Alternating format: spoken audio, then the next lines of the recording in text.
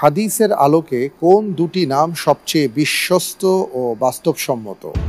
এ হাজান ও বখিল, B জুবন ও কাফি, C হারিস ও হাম্মাম, D herb ও মর্রাহ।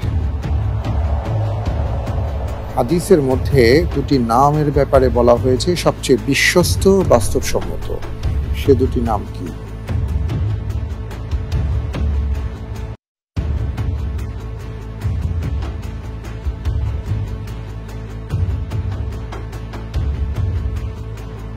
ইনশাআল্লাহ আল্লাহর উপর ভরসা করে আমি উত্তর হিসেবে বেছে নিচ্ছি সি হারিস ও হাম্মাম।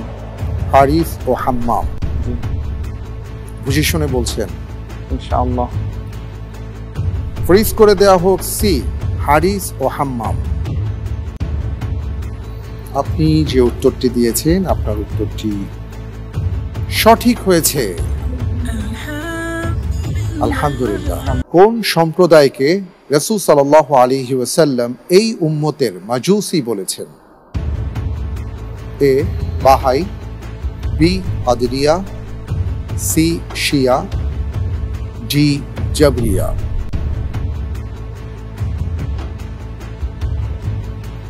এই উম্মতের মাজুসি বলে আখ্যায়িত করেছেন।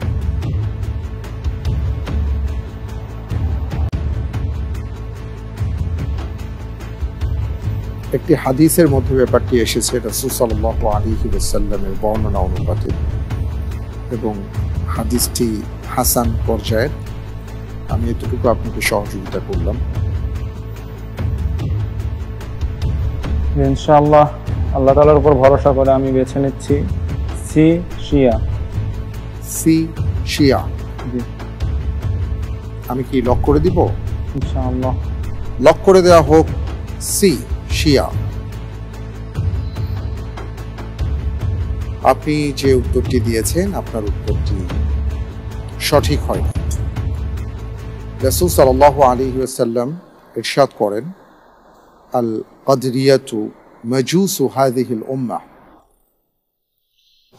ইন মারিদা ফালা তাউদহুম ওয়া ইন মাতু ফালা তাশহাদুহুম। সুনানে আবু দাউদের মধ্যে 4691 নম্বর হাদিস। এই হাদিসটির মাঝেই ব্যাপারটি এসছে। কোন সূরা তিলাওয়াত করলে শয়তান পালিয়ে যায়? সূরা বাকারা। সূরা বাকারা, সঠিক উত্তর। আল জাজিরা কোন দেশ থেকে প্রচারিত হয়? কাতার থেকে। কাতার থেকে, সঠিক উত্তর। কোন মসজিদে সালাত আদায়ের সওয়াব একটি উমরা পালনের সমান? মসজিদে কুবা। মসজিদে কুবা, মাশাআল্লাহ, সঠিক উত্তর। বায়াতে রিদওয়ানের অপর নাম কি? বায়াতুশ শাজারা। ঠিক বলেছেন, মাশাআল্লাহ। বনু কুরাইজার যুদ্ধ কখন সংঘটিত হয়? চতুর্থ হিজরি। পঞ্চম হিজরিতে।